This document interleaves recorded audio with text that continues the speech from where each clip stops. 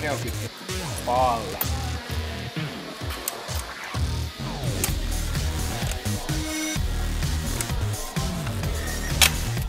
Nyt on pakki päällä ja isompi vetopyörä pyörii päinvastaiseen suuntaan kuin normaalisti.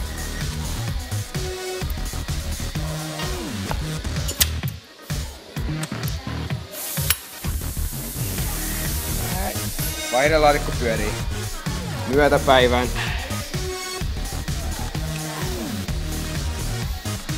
Ja pienempi vetopyörä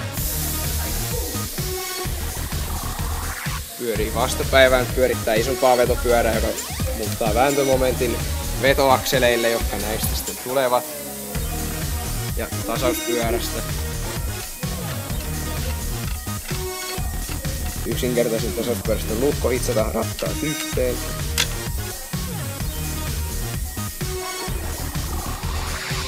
Nelivedon vetoakselit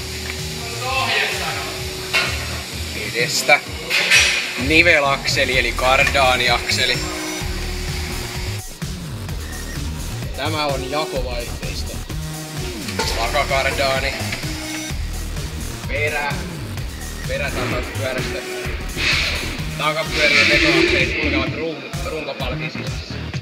Perä muuttaa pitkittäisen voiman sivuttaisvoimaksi vetoakseen.